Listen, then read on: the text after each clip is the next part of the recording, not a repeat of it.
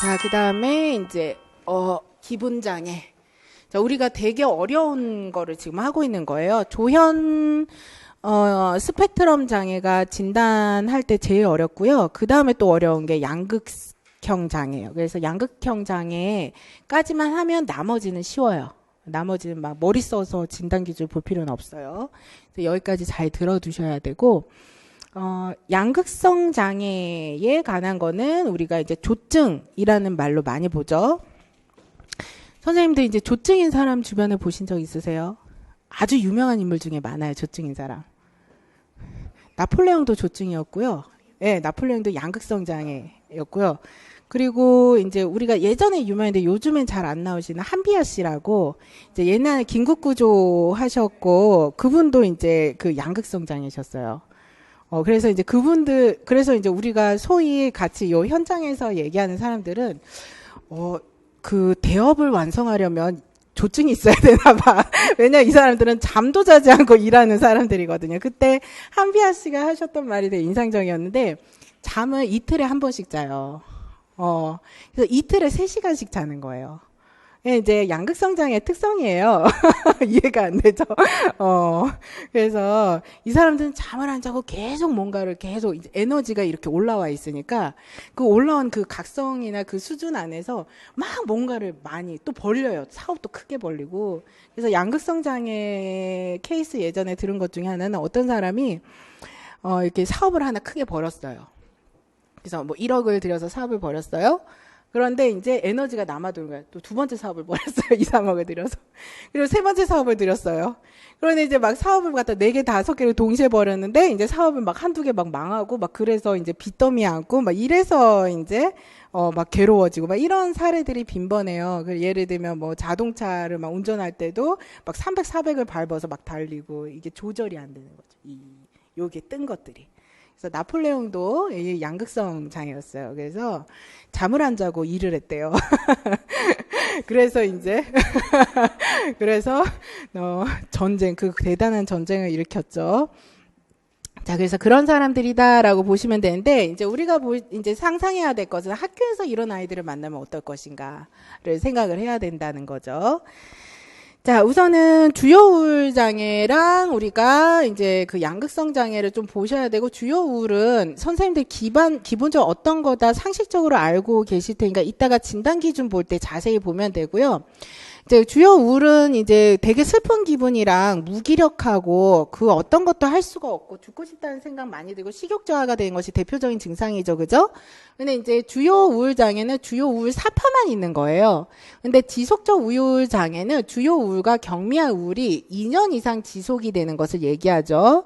근데 제1형 양극성 장애예요. 이거는 조증사파라는 게 있는 거예요. 조증사파라는 것은 이따가 배우겠지만 방금 얘기한 것처럼 아주 과도하게 고양되고 에너지가 심해서 잠도 안 자고 계속 말하고 활동하는 것을 얘기해요.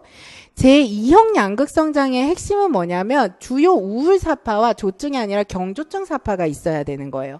근데 여기에서 중요한 것은 제2형 양극성 장애에서는 조증사파는 있으면 된다, 안 된다? 있으면 안 된다.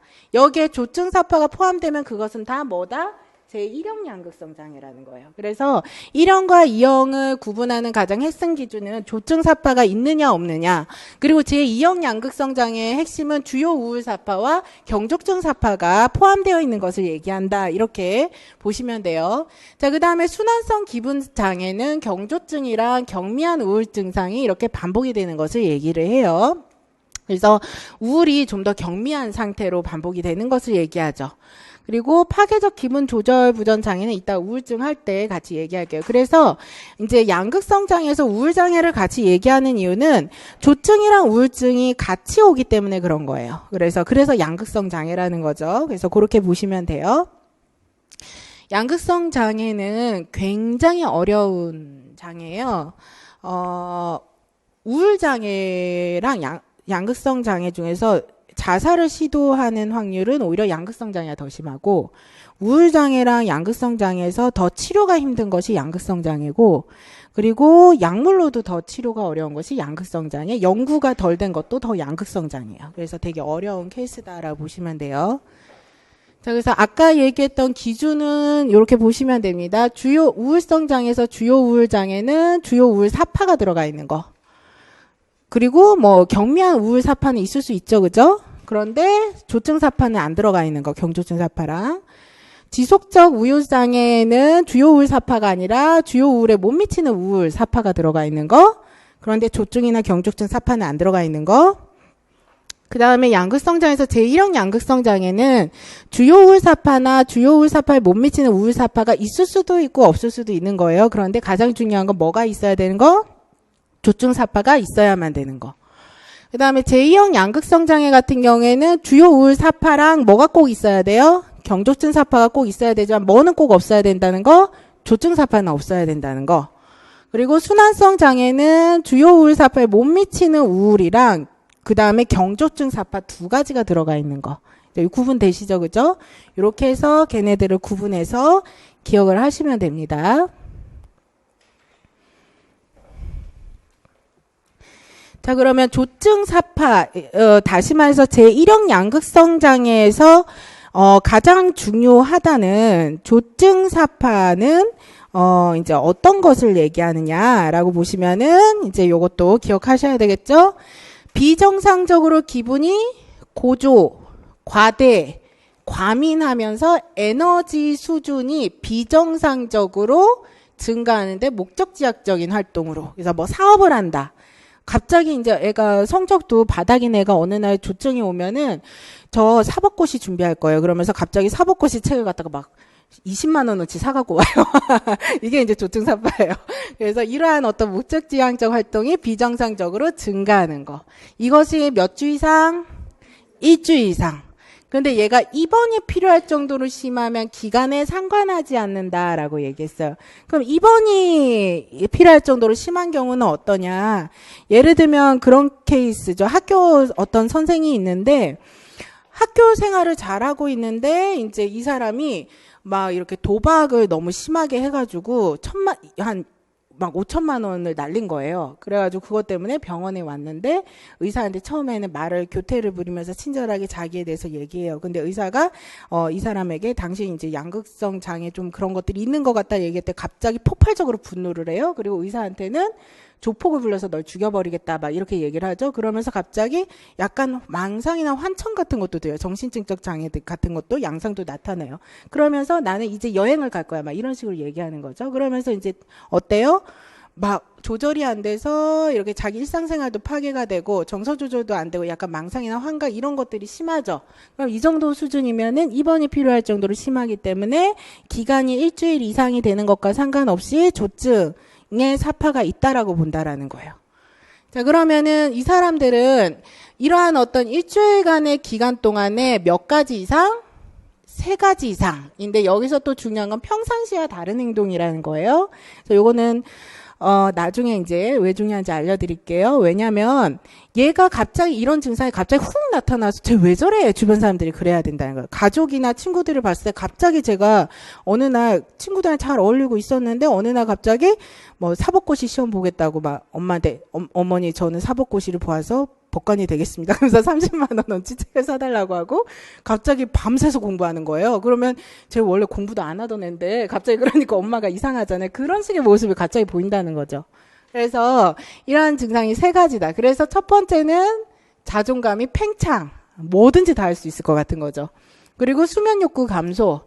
말도 엄청 많아서 남의 말 듣지도 않아요. 사고비야. 갑자기 이제 나는 갑자기 성적이 바닥인데 막 판사가 될 수 있을 것 같은 거죠. 그리고 이제 그러한 어떤 생각이 그쪽으로 나가고 주의 산만, 집중력 굉장히 떨어지고 아까도 했던 목표 지향적 활동, 정신운동성 초조는 그거랑 비교하셔서 보시면 좋아요. 정신운동성 초조와 정신운동성 지체라는 말이 있어요. 정신운동성 지체에 쓰이는 말은 우울증. 예, 보통 많이 쓰이죠. 그래서 정신운동성 초절은 막 이렇게 생각이 막 바쁘게 돌아가는 거예요. 그런데 이제 정신운동성 지체는 생각이 되게 느리게 돌아가는 거죠. 그렇겠죠? 우울증인 사람은 기본적으로 사고가 이렇게 느리게 돌아가고 우울증이 심하면 말도 느려요. 그런데 이제 조증인 사람들은 안 그렇죠. 그래서 이러한 사람들은 아까도 했듯이 고통스러운 결과를 저지르는 뭐다? 활동을 저질러 버린다. 아까 했듯이 막 갑자기 사업을 갑자기 해서 망해버린다던가 이런 것들이 나타난다는 거죠. 자, 그래서 여기에 중요한 겁니다. 이로 인해서 조증 사파 자체는 현저한 기능을 장애시키고 고통을 주며 입원 치료가 필요할 정도의 또는 정신증적 증상이 나타났다. 입원이 필요할 정도로 심각하거나 정신증적 양상이 동반이 될 수도 있다라는 것이 조증 사파의 특징입니다. 자, 그래서 요 특징을 잘 알아두셔야 되고요. 요거 비교해서 잘 알아두셔야 돼서 뒤에 잠깐 페이지 넘어가서 142페이지에 제2형 양극성 장애에서 경조증 사파 같이 보실게요. 그러면 조증 사파랑 경조증 사파랑 어떻게 구분을 해야 하는가가 중요하죠? 자, 경조증 사파를 보시면 우선은 똑같습니다. 기분이 고조하고 과대하고 과민한 것이 상태가 며칠 이상 지속이 돼요? 4일이에요. 그러니까 뭐가 다른 거예요? 우선 기간이 다른 거예요. 4일 이상 지속이에요. 그리고 두 번째는 증상은 조증사파 비항목이랑 또 동일해요. 아까도 얘기했듯이 애가 수면에 대한 욕구도 없고 과장된 자신감, 말이 많아지고 똑같아요. 그래서 이러한 증상들이 이제 몇 개 이상 똑같이 3가지 이상이라는 거죠. 그죠? 그래서 3가지 이상이 이제 나타나는 거. 그러면 이거 구분하기 힘들겠는데 기간만 가지고 어떻게 구분하라는 거지? 쉽죠? 그죠? 그쵸? 그래서 중요한 것이 이 장애에서는 중요한 것이 요거예요. 현장 기능자의 고통이나 입원을 필요할 정도의 심각성이 없다예요. 그래서 이게 가장 정신증적 증상도 그렇기 때문에 없다다. 그래서 경조증 사파를 가지고 있는 사람들은 조증 사파를 가진 사람들이랑 다르게 일상생활이 충분히 가능해요.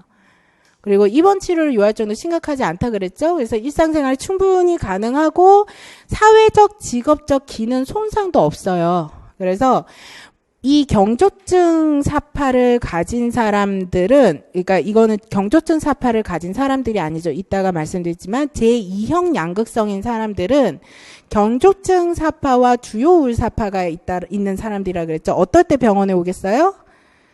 경조증 사파가 있을 때는 병원에 오지 않는다. 주요 우울 사파가 있을 때 온다예요. 그래서 이것이 가장 큰 다른 점이다. 그래서 만약에 이 사람이 조증 사파가 보이는데 현실 기능을 손상을 입혀요. 그럼 이 사람은 제2형 양극성 장애라고 진단할 수 있어요? 없어요? 없다. 제1형 양극성 장애라고 진단을 해야 된다라는 거죠. 그래서 이제 이러한 어떤 그 경조증 사파가 있을 때는 제2형 양극성인 사람들은 자기가 병적이거나 약점이 있다라고 생각을 하지 않습니다. 자, 이러한 부분이 가장 큰 차이다. 나머지는 똑같습니다. 실제로 만나도 그래요, 선생님들. 그래서 이제 경조증 사파가 있을 때에 만약에 상담센터에 그 사람이 온다면 자기가 심리적인 문제가 있어서 온다라고 그런 것이 아니라 친구들이 저보고 조금 특이하대요. 그리고 이제 왠지 제가 집중력이 좀 떨어져서 일을 잘 못하는 것 같은데 왜 그럴까요? 뭐 이런 것 때문에 와요. 그래서 이게 이제 자기가 양극성 장애, 경조증 상태라는 거를 모르는 거죠. 그래서 이렇게 잘 면밀히 면담해 봐야 되는 것이 이제 만약에 그런 상태, 이제 뭐 공부도 잘하고 일상생활도 다 잘하는데 뭐 친구들이 저 뭐 특이하대요 왔어요. 근데 얘가 이제 약간 계속 상담 장면에서 계속 떠드는 거예요. 계속 말하고 상담 말도 잘 안 듣고 그 자기는 왠지 위대한 것 같아. 막 잘난 척을 막 해요. 내가 뭐 위대하다고 생각할 만큼 그렇게 네가 뭐 학업 성적이 좋거나 그렇지 않은 것 같은데 막 이러는데 막 위대하대요.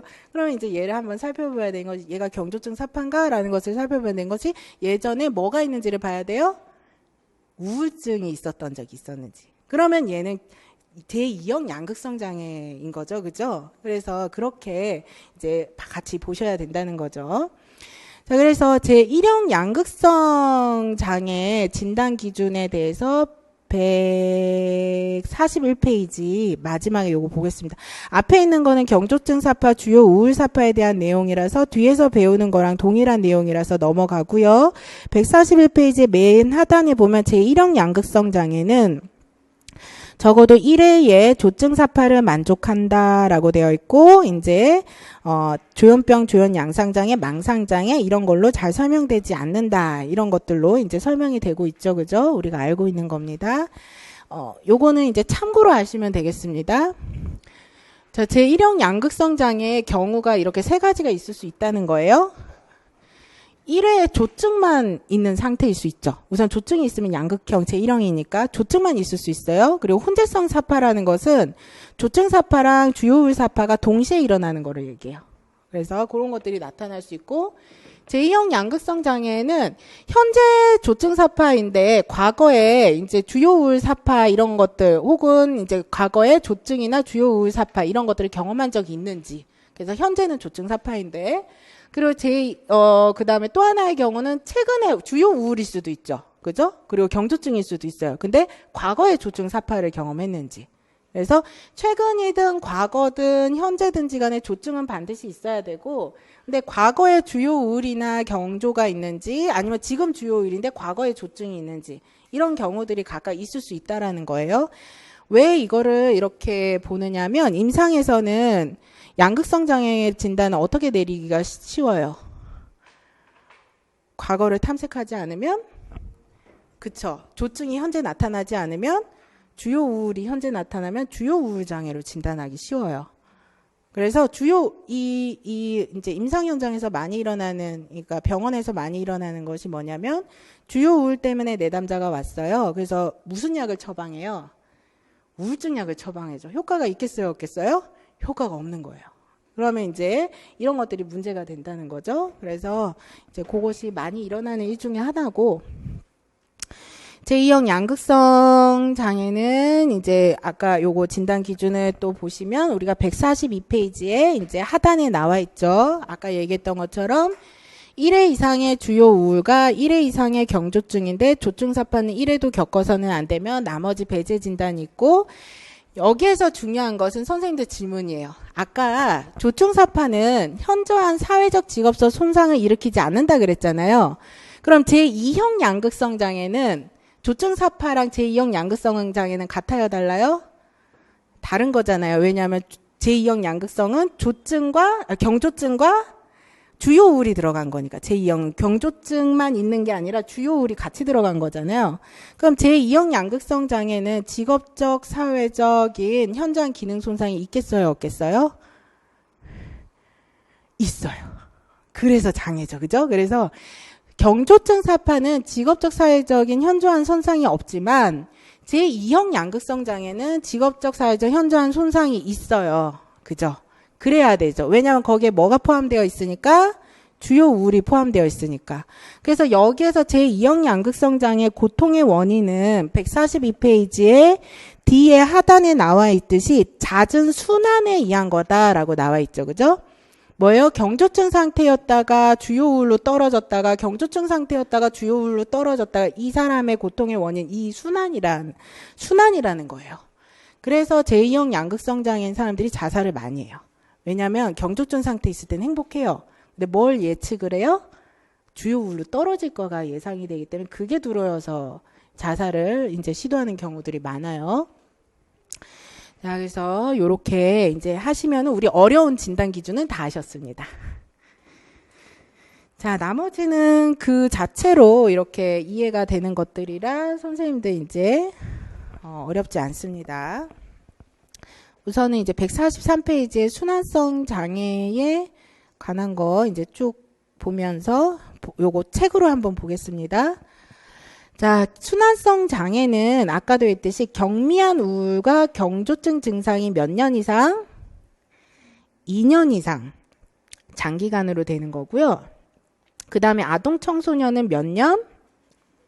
1년 이상이다. 근데 여기에서 적어도 아무런 증상이 없는 기간은 몇 개월 이하여야 된다? 2개월 이하여야 된다. 그래서 경조증이든 우울증이든 이런 것들이 나타나는 기간이 2년의 어떤 기간 동안 있었다면 적어도 절반 이상을 차지해야 되고, 아무런 증상이 없는 기간은 2개월 이상 지속되어서는 안 된다는 거죠. 그래야지만 이것을 순환성 장애라고 진단할 수가 있다라는 거. 만약에 이처럼 오랫동안 지속이 된 것이 아니라면 그냥 그때그때 기분이 안 좋거나 좋았거나 이럴 수도 있다는 거예요. 그래서 뭐 예를 들면 2년 동안에 6개월, 7개월 동안은 아무런 기분적인 어려움이 없었는데 뭐 1년 3개월 동안은 기분이 좋았다가 우울했다가 하는 기간이 있었대요. 그러면은 순환성 장애로 진단할 수가 없다. 그거는 그때그때 상황에 따라서 기분이 달라질 수 있는 거다라고 볼 수가 있다는 거죠. 그리고 이러한 어떤 주기로 인해서 일상생활 기능에 지장이 있어야 된다라는 거, 이게 이제 순환성 장애입니다. 그래서 이렇게 비교해서 보실 수 있고요. 원인은 사실은 양극성 장애, 기분 장애의 원인을 출제하겠다라고 평가 영역 항목에 정해져 있지만 원인은 사실은 나올 수 있을 만한 게 별로 없어요. 연구가 아까도 했듯이 별로 안 됐어요. 그래서 별로 없어요. 그래서 우선은 그냥 간단하게 말할게요. 생물학적으로는 유전 경향이 강해요. 그래서 부모 중에 기분 장애를 겪은 사람들이 있을 가능성이 높아요. 뭐 불안 장애나 우울 장애나 이런 것들이 있는 부모들이 있는 경우가 많고요. 정신분석적 입장에서는 과잉 방어라고 봐요. 그래서 무의식적인 상실이나 자존감 손상에 대한 방어나 보상이 부정이나 과대망상 방식으로 이루어지는 건데, 그래서 프로이드는 우울장애와 핵심 갈등 등 이런 상실에 대한 분노나 죄책감에 대한 것들이 이제 프로이드는 우울장애처럼 핵심 갈등이 동일하다고 봐요. 예를 들면 상실에 대한 분노나 죄책감이다. 그런데 우울이랑 양극성 장애 차이는 뭐예요? 우울은 상실에 대한 분노나 죄책감에 대한 어떤 자기의 고통, 이제 괴로움, 죽음에 대한 충동을 어디로 향해 가는 거예요? 자기 자신에게. 근데 양극성 장애는 어디로 가요? 외부로 에너지를 방출한다는 거죠. 그래서 방향이 다를 뿐 원인은 같다라고 본 게 프로이드예요. 그리고 카메론이라는 사람은 직면하기 고통스러운 현실을 부정하는 거다, 이렇게 본다는 거죠. 근데 이게 이제 현장에서 양극성 장애를 가진 사람이랑 면담해봤으면 요 말이 맞다는 걸 이해할 수 있어요.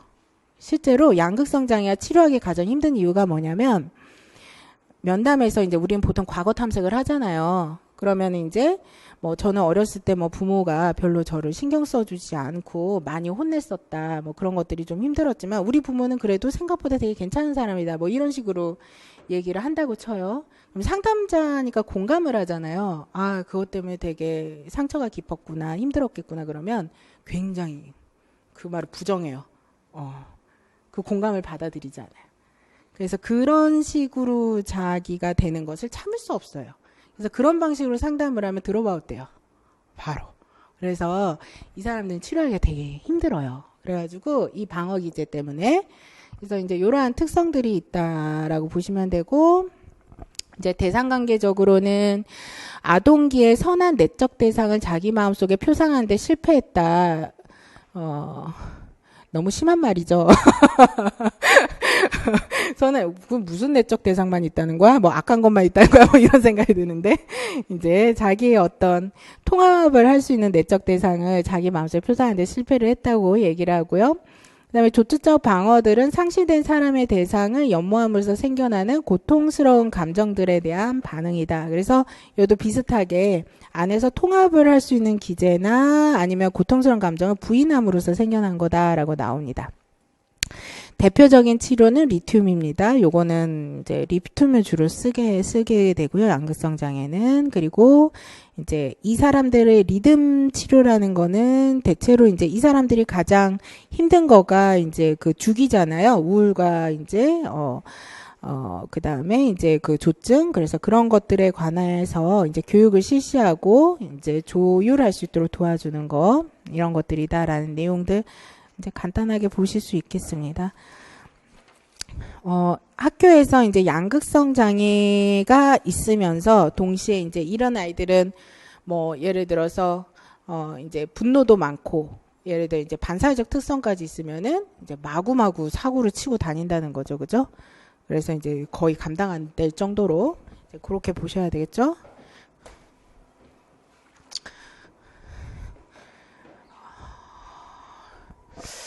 어, 시간이 애매해서 우리가 굉장히 그 농도가 높은 공부를 한 것 같아서 우선은 여기까지 하고 점심시간을 갖겠습니다.